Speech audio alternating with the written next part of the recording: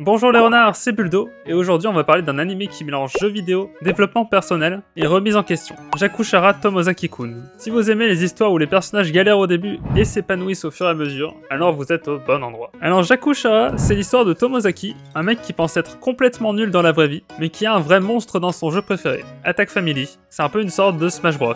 Bref, il est numéro 1 de son jeu, un petit génie du joystick.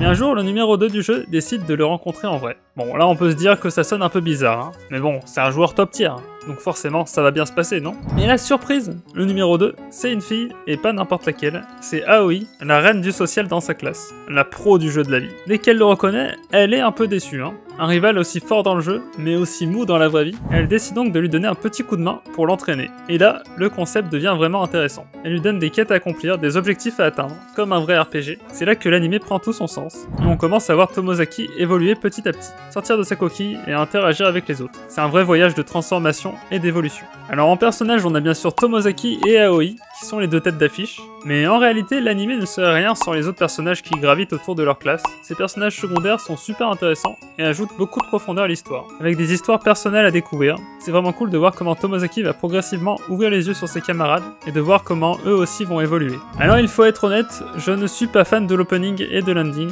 mais c'est un gros mais. Les OST de cet anime sont incroyables, hein. Et il y a une OST en particulier que j'adore, qui est même, je pense, mon OST préféré, hein, parmi toutes les OST que je connais. Donc si vous êtes comme moi, accrochez-vous, je pense qu'elle va vous plaire. Allez, je vous laisse un petit extrait juste ici.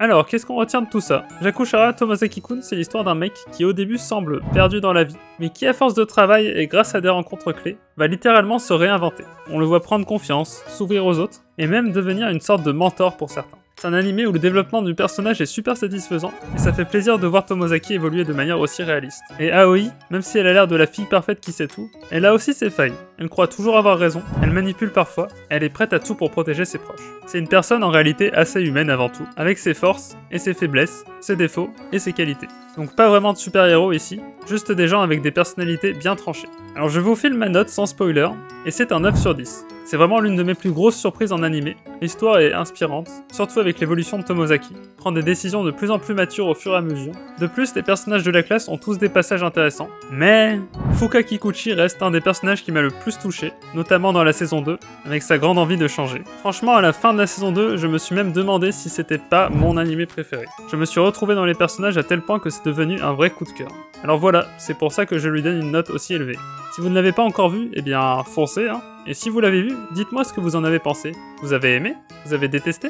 En tout cas, je veux tout savoir en commentaire. Sur ce les renards, à la prochaine, et surtout, bonne évolution!